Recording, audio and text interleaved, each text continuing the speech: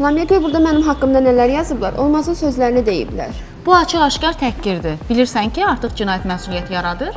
Doğrudan axı sosial şəbəkədə yazıblar, bu da cinayət sayılır. Əlbəttə.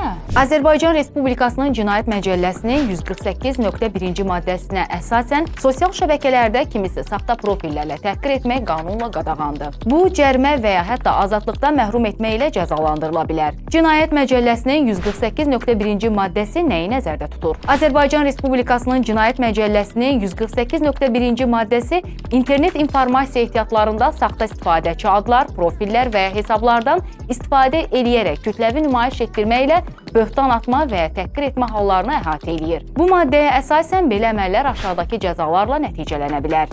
1000 manatdan 1500 manatadək cərimə, 360 saatdan 480 saatadək ictimai işlər, 2 ilədək islah işləri, 1 ilədək azadlıqdan məhrum etmə. Hə, demək belə hallarla üzləşərək hüquq mühafizə orqanlarına müraciət edə bilərik. Əlbəttə, heç kim sosial şəbəkələrdə cəzasız qalacağını düşünməsin. Sosial şəbəkələr azadlıq məkanıdır, amma məsuliyyətsizliyə yer yoxdur.